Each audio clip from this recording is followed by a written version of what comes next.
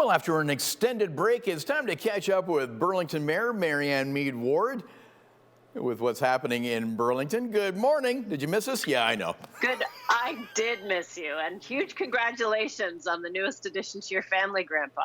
Oh, you noticed. Thank you very much. I did. Thank you. Baby You have good pictures holidays? are awesome. I know. I did have good holidays. Good. And you had a birthday over the holidays, too, so happy I birthday. had a birthday. I'm 29 again, and Yep. celebrated in my usual martinis and oysters style. So there you go. Yeah. We were actually, great. we spent New Year's Eve in Burlington at Pepperwood and then a movie afterwards, so. Yeah. Excellent. Wow, that's great. Yeah. Well, We'll take your money anytime, Bob. Okay. So you're hosting another COVID-19 teletown hall that's coming up actually a week today, right? It is January 19th, 6:30 to 7:30. We have our usual awesome assembled panelists, local health, elected officials, city staff will be joining me to talk about impacts of COVID. So bring your questions. The focus is just on COVID-related issues, but we usually get several thousand people tuning in. So it's a great way for people to ask their question in real time, listen to the answers, so we can all be, be informed about what's happening.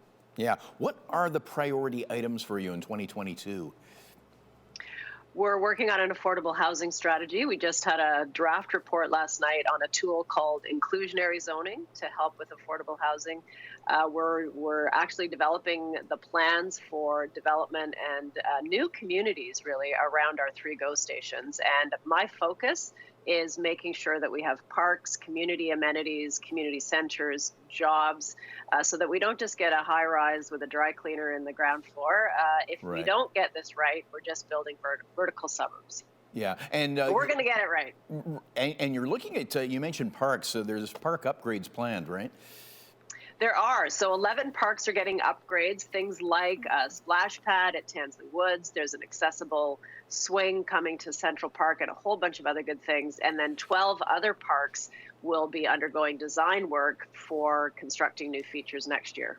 Okay. One of our top stories this morning, the city of Hamilton is looking at mandating vaccines for city employees, a move that you have already made with the testing option removed. So what is the deadline for that, and what is the response so far?